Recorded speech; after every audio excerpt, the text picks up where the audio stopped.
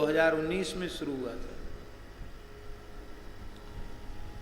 तो वैसे निश्चय ये रहता है कि हम जहाँ कहीं अनंत चतुर्दशी को होंगे वहाँ ये उपस्थित हो जाएंगे, क्योंकि अनंत चतुर्दशी का व्रत जीवन पर्यंत करना चाहिए।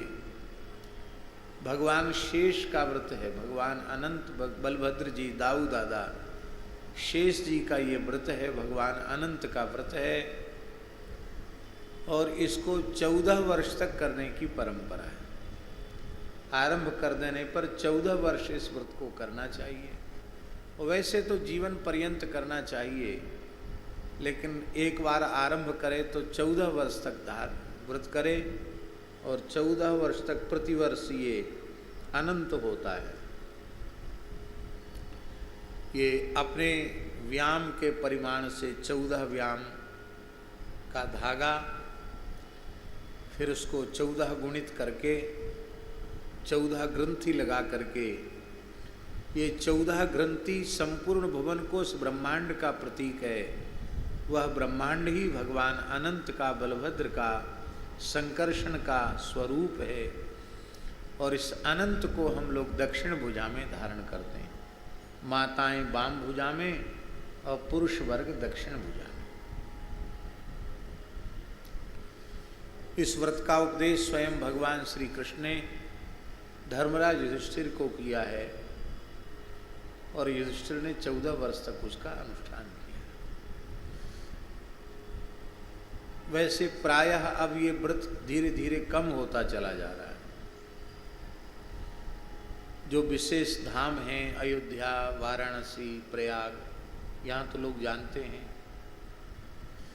एक काल ऐसा था कि पूज्य स्वामी करपात्री जी के काल में भी ये व्रत लुप्त होने लग गया था।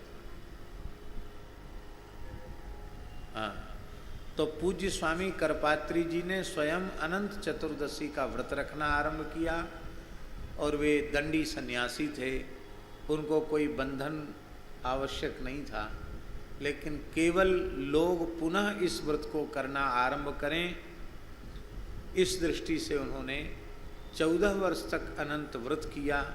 और बड़ी श्रद्धा से वे कथा सुनते थे और अनंत धारण करते थे। उनके चित्र में भी आपने देखा होगा, दानी भुजा में अनंत धारण किए हुए।